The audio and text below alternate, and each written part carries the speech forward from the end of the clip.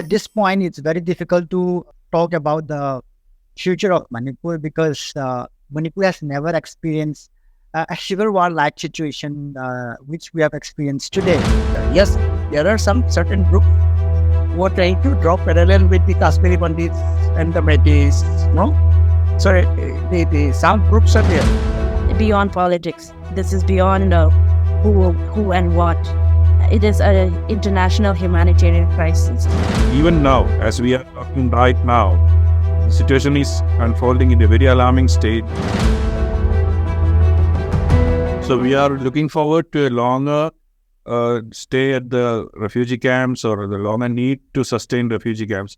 So Kim, you have been working around the refugee camps and providing support material for the women, mostly women and children in the refugee camp. So from what Sushantji has said, you need to gear up for a longer innings. So how are you going to run this show? How are you going to run this mechanism? Do you have the mechanism? Because right now, from what you have said, I understand that it's being done on an ad hoc basis, like support coming from in trickles from here and there. But then we are looking at a situation, a scenario where we need to have a longer run of refugee situation. So what do you anticipate? How do you prepare for this? Well, luckily, the support has not even weaned down since the beginning. That way, I'm very fortunate to say that we, as an organization, or as a network, we have the empathy of people. But yes, you are right. If we have to function in the longer run, we have to start associating ourselves with bigger bodies, and get more help from those who have been working in this field. But yes, however, I do understand that many of them do have.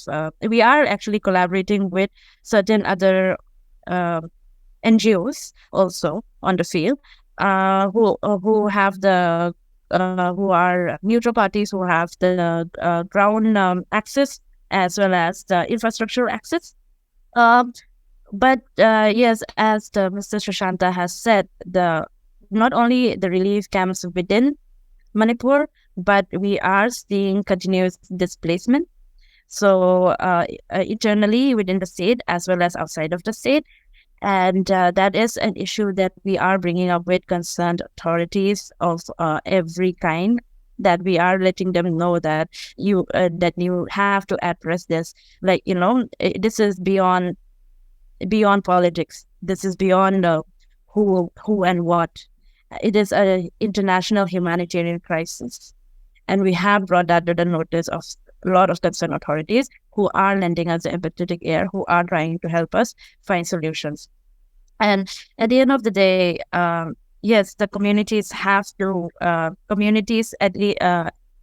all of us do need help from established groups and even the central government. So we are gearing up, but also to add, we are not only we are a network of mainly young tribal women, but we are not aiding only to women and children. We are aiding to all, regardless of anything. We are aiding to all who need help. It's just that it's really sad to say, but yes, it is only other women aid workers who understand the exact need of the women displaced persons, since certain other civil societies do kind of overlook certain needs. So that way. But yes, we are getting towards that, and it is growing and growing, and we will need outside help. We will need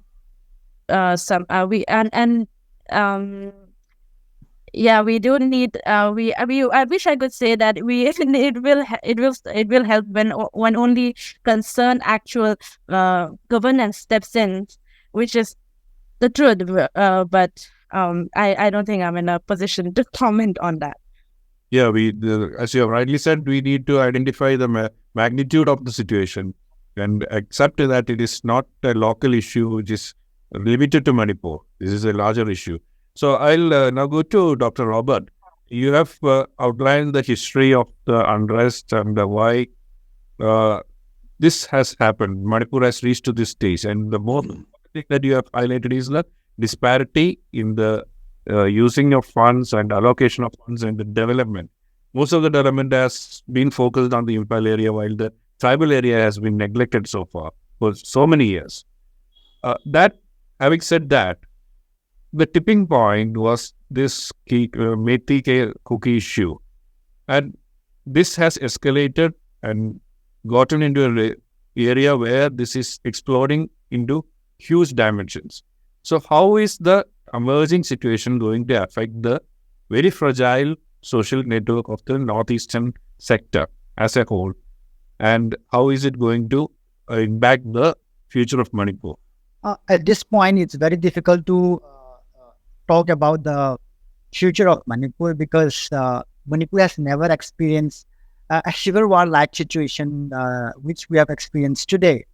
So it would be very pessimistic to talk about the future, but I would, would like to talk a little bit about how, the flashpoint, for instance, on 3rd May, how the Manipur Tribal Student Union Manipur organized a rally in all hill districts and subdivisions, and which eventually led to, this kind of mob kind of violence.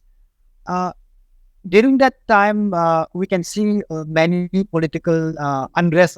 For instance, for 2 weeks, many BJP MLAs or legislators in Manipur, they have been camping in Delhi to oust the present chief minister of Manipur, so that they have another chief minister. So that kind of instability was there within the BJP also. The and that has happened for the second time within a year since the new government was formed last year. And there were many other consequences to this situation also. And of course, there is a strong opposition from the Tribal Student Union against this demand for ST status by the Métis, because it's not only affirmative action in terms of employment and educational institutions. It's all about protection of tribal land, which the Constitution of India granted, firmly to the tribals of India. And, it has exploded, because the government was also not very keen in protecting the lives and property of the state, as it has been mandated, or as it is the social contract between the state and the common people, as in political science we study. But the future is very pessimistic in the sense that the cookies don't want to talk to any civil society organizations from the valley, and they don't want to engage with the state government also. They only want to engage with the union government. And as we have been saying, political solution or political engagement is the only beginning for peace. So how do we bring about peace in Manipur? Can there be a solution to the desperate situation in Manipur is the question that we have right now. And I think there can be a give and take kind of solution for this state. For instance, it may be extreme, but uh, you know, uh, the demand by the valley many groups has been to grant ST status to their community, not just underdeveloped or not just a particular section of the Metis community. It's a demand to all the sections, all the Manipuris, particularly the Metis, to be granted as ST status. Currently, they have been enjoying ST status as well as OBC status for most of the communities.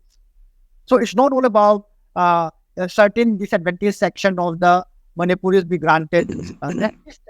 It's about the whole Metis society that has been demanded to be granted ST status. So, legally or, politically, so if you look into the demand, I think, sometimes it's very difficult to solve also, because it's not a demand of a particular section of Meitei community who has been disadvantaged or who have been certain physical or other traits that can be marked as a tribal.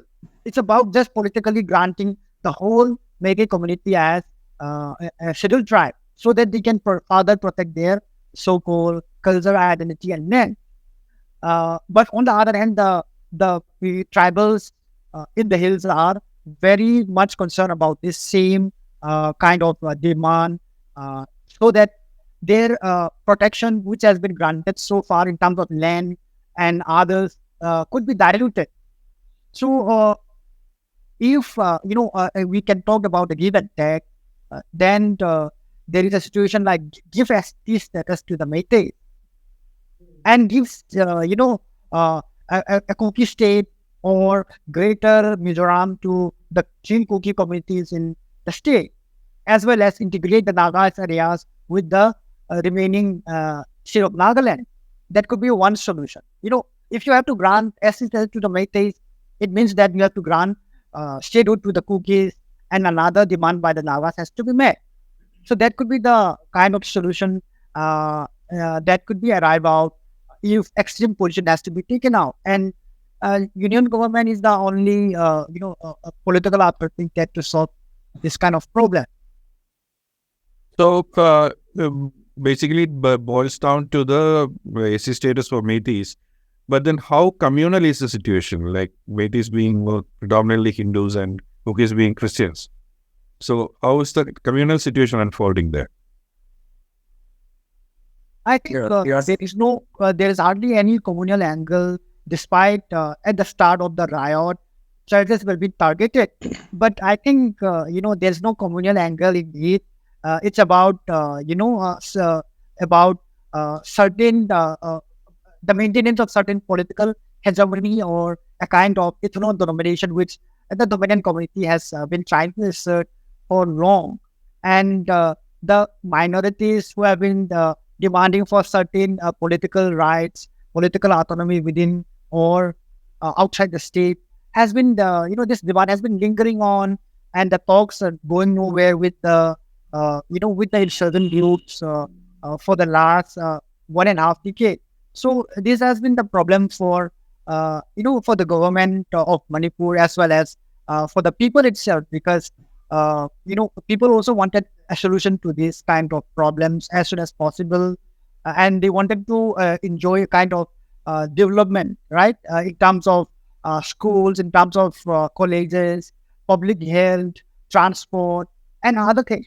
So people have been suffering for too long, summer after summer, in many some division headquarters like Hingley, Kinjoy, they don't have a proper road. When people are sick, so sick, they have to make a bamboo stretcher and bring down to Chirsanpur, which is a distance of about 40 kilometers on a road which is not cool weather. It's a muddy road, and then they have to carry. So that kind of situations, many in the hill areas are experiencing, and they don't want to continue in that situation, and they have no options but to demand for all such privileges which in the Imphal Valley they have been enjoying. Because when you talk about medical colleges, you have in Imphal, the two medical colleges are located in the Imphal district, and talk about universities, talk about any other institution like NIT and other, they are all located in Imphal. And we have been pushed out of this Imphal Valley in the last 2 months. So we are totally out of the Imphal Valley. And where do we go? The government of India has a kind of, a fatherly figure or with a political authority. So think about this and try to resolve this politically. And we need a political solution to this conflict. And Shushantaji, as you have been reporting from the region for long, you might have realized that this is being portrayed as a communal issue outside Manipur in the rest of the India. So now that it has been explained that there is very little communal angle to it, it's more of a tribal issue and a development issue, basically a development issue. So how do we address that? Because the perception about Manipur, the violence or address in Manipur is mostly portrayed as a communal thing. and the political parties are taking mileages out of it. So how do we address that issue? No, I agree with Rahul. It's more of an issue of the disparity in development, and as well as the fault line already existing within the hill and the valley over identity issues and all, and the demand for the expansion of the STEs. So the genuine fear triggers have come into play. And although we have seen the churches being burned, even temples are also being burned. So these are all, I think these are just taken as a symbols of ethnicity, say the representative symbol of the community, and that's why these are being destroyed. But because the churches of other communities, even non-Kuki communities of other state groups have been left untouched. So I could feel, and then under the ground, I mean, people were not ventilating any grievances of the under-religious. It is exactly what Dr. Halki has explained, like about the underdevelopment, about the hill valley disparity, and even in the valley, they are citing mostly the reasons of the migration from Myanmar, migration from Bangladesh, and so they are making a general allegation of all said that there okay, yes, there are okay people living for long, but the trouble is being created by people who have come from outside. These are the narratives that are being around in the valley. So in those narratives and counter narratives, I didn't see religion to be a dominating issue there. Yes, there are some certain groups who are trying to draw parallel with the Kashmiri Pandits and the Metis, no? So some groups are there, but in general, but then what I find is that the ruling party, BJP, its legislatures are also divided on the hill and the valley. Yet they are still the BJP MLAs, BJP ministers. They are with them, they're still in the government, but then they are siding. They have raised the demand, and they are being seen with the two different the side of the narratives and counter narratives. So it's primarily the BJP as a party can play a role in the reconciliation, because first the reconciliation has to be with among the legislators of the BJP how to solve this problem, because otherwise they are on the two sides of the same coin. They belong to the same party, but they are patronizing demands of the groups on the other side. That is what I find quite baffling, and that where probably there is no doubt what Dr. Hawkins has raised. That these are the issues. The UK where the solution cannot be found ignoring these issues. These issues have to be on the table of discussion. But as a storyteller, as a journalist, when I look at the plight of the people at the conflict situation, then we look at what are the conflict resolution measures. And conflict resolution measures has to be from the government, from the community, and from among the political parties. So normally what we could see in ASEAN, even in long-term conflict, the joint delegation of political parties visiting, so that people can ventilate their grievances. And we have seen the groups engage in relief distribution. They are catering to the requirement of the older affected communities. That is where the space is created for reconciliation. Space is created for peace, talking in peace, no? Because the other issues, if they are allowed to dominate, then the plight of the people, the larger humanitarian story, that has got buried. 2 months, for 2 months, the children are, these families completely displaced from their houses. Children are without. When I talk to some of the young activists working among as volunteers among the main inmates, they said people see hallucination. Children cannot sleep under relief camp. However comfort you may provide, it's simply not possible, because they are continuously haunted by the trauma of witnessing mobs, trauma being driven out of their homes, villages, that needs to be addressed. That the larger humanitarian crisis that has got buried by the confrontation over the political issues. So that is somewhere probably if the humanitarian story is allowed to be buried under the larger political the issues now, then the plight of the affected people is going to compound and worried about them. Yeah, as Shataji and Dr. Robert, you're discussing the political implications or the political solutions. The humanitarian crisis is big and it's huge. And this is where, Kim, you have to step in. You have been doing it in the camps, but then education, because the trauma, he just explained the trauma faced by children who cannot sleep, who cannot get over the trauma. They have been displaced, and their education. Do you have any projects to support them in their education or improve their education? So right now, we're working mainly with the displaced students outside of the state, since we cannot access within the state. So yes, we are not only looking for their admissions, but we are currently in the midst of launching and designing an after-school supplementary program.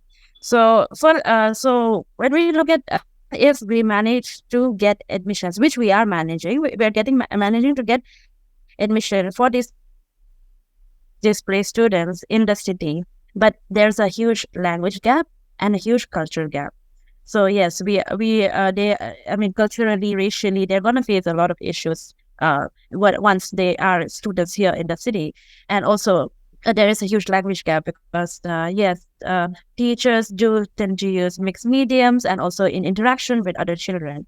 So especially when we think about teenagers or young, we are also trying to understand the fact that they are able to comprehend what has happened, and they are filled with anger, and we do not want that anger to feed into something more ugly.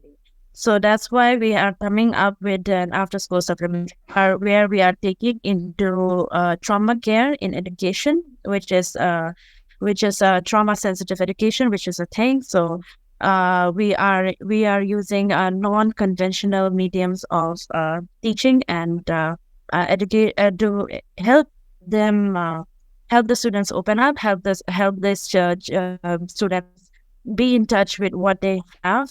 So yeah, we are looking into that, and that is something that we ourselves are, like, as adults, we are and as adults who are affected directly or indirectly, we ourselves are facing such a difficult time. So we can only imagine what these children are going through. So that is exactly what we have been in the process of designing. We are in touch with certain child psychologists and so on, to help design this course that we're going to take forward. Also, I also wanted to add that when we talk about the death toll, which is still a very we don't know the exact numbers yet. And this is the numbers where we're not taking into indirect death. We're not talking about the senior citizens who got a heart attack in the midst of fear of the mob attacking them. We're not talking about the pregnant women who couldn't reach to the hospital in time because the mob was attacking them, so who died in transit to hospitals. There are we also try to help supply medicine, but sometimes the relief camps on the villages where we're trying to supply to, that gets attacked, so they entirely get displaced, and we can't contact those people who need these really essential medicines. So we can only assume the worst has happened to them.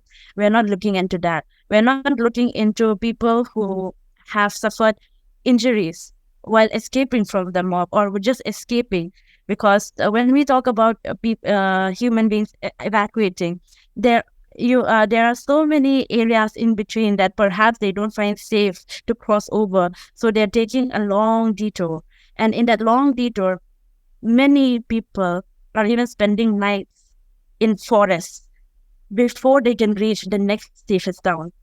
So, and in that forest, they might just get in injuries, they might get into worse health, and so on. So we from the ground, we have reports, we have cases where people women, children, old men, everyone have spent time in the forest, have are just in constant anguish. And yeah, we can only it just breaks my heart that we can only provide this trauma care only to those who have been displaced out, and we cannot reach those within. So you are doing a very noble thing. You have a really tough task set out for you, and I can only wish all the best for you. And thank you, Robert, Dr. Robert, for joining us and explaining the basics of the conflict in Manipur. And Sushantaji, thank you for the report from around. Because the discussion, it has given us a perspective about the realistic perspective about what is happening in Manipur and which way could this crisis head to, and what could be the solutions. And let us not forget the realities as it is unfolding. Even now, as we are talking right now, the situation is unfolding in a very alarming state, and people like Kim are putting in their best efforts to bring people together and take relief to them, and also take care of the next generation where kids are traumatized by the violence. At the same time, our missionary, the political missionary, is trying to de-escalate the situation with tension and bring an order to the situation. Let's hope that it does not go the way as it happened in Assam or in other states where the crisis has been elongated for a decade or so. Let's hope that it finds a solution very soon. Thank you all. Thank you all for joining in the discussion. Thank